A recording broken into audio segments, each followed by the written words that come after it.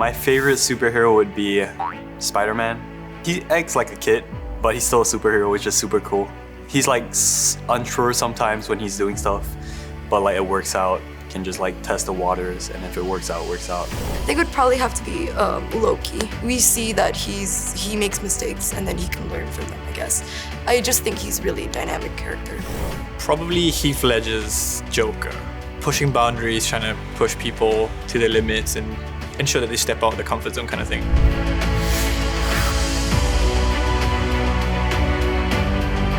Probably like fly or something. I love traveling, but I don't like being on a plane. So I would want to have the ability to manipulate time. Stop, rewind, fast forward. I feel like you could do so much with that superpower alone. Like if you forgot to study for your test, you could just stop time and study.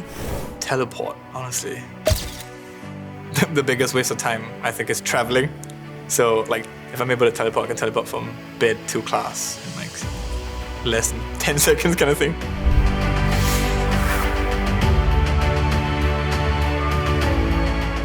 I want to go to Antarctica because I like the cold. That's probably the first place I want to go for like a couple hours so I don't freeze to death. Yeah. Sleep.